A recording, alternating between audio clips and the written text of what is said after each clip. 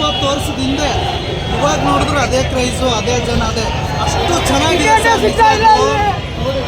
ಎಷ್ಟೋ ಜನ ಹೊರಗಡೆ ಕಾಯ್ತಾ ಇದ್ದಾರೆ, ಅಷ್ಟು ಚೆನ್ನಾಗಿದೆ ನಿಜವಾಗ್ಲೂ. ಪದೇ ಪದೇ ಹೇಳ್ತಾ ಇದ್ದೀನಿ, ಕನ್ನಡ ಇಂಡಸ್ಟ್ರಿಗೆ ಇವತ್ತಿನ ಒಂದು ಒಳ್ಳೆ ಕಲೆನೇ ಬಂತು ನಿಜವಾಗ್ಲೂ.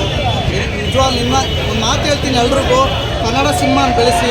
ಅಣ್ಣನೂ ಅದೇ ಹೇಳ್ತಾ ಇದ್ದಿದ್ದು, ಯಾವುದೇ ಕಾಂಟ್ರವರ್ಸಿ ಮಾಡ್ಕೊಳಕ್ಕೆ ಹೋಗ್ಬೇಡಿ ಪ್ಲೀಸ್. ರಿಕ್ವೆಸ್ಟು, ಒಳ್ಳೊಳ್ಳೆ ಸಿನಿಮಾಗಳು ನೋಡಿ, ಕನ್ನಡ ಇಂಡಸ್ಟ್ರಿನ ಬೆಳೆಸಿ.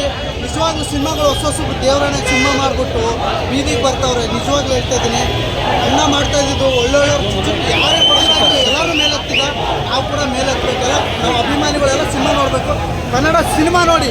ಎಲ್ಲರೂ ಬಂದು ಥಿಯೇಟರ್ ಬಂದು ಸಿನಿಮಾ ನೋಡಿ. ಈಗ ಸಿನಿಮಾ ಚೆನ್ನಾಗಿದೆ, ಎಲ್ಲ ಸಿನಿಮಾಗಳು ರಿಲೀಸ್ ಆಗ್ತಾರೆ. ಅವರು ಹೃದಯವಂತವರು, ನಾವು ಆಗ್ತಾರೆ. ಕರೆ ಪಿಕ್ಚರ್ ರಿಲೀಸ್ ಆಗಿದೆ. ದರ್ಶನ್ ಫ್ಯಾನ್ ಅಂತ ಗೊತ್ತಾಯಿತು. ಏನು ಹೇಳ್ತೀರಾ ಬಾಸ್ ಬಗ್ಗೆ?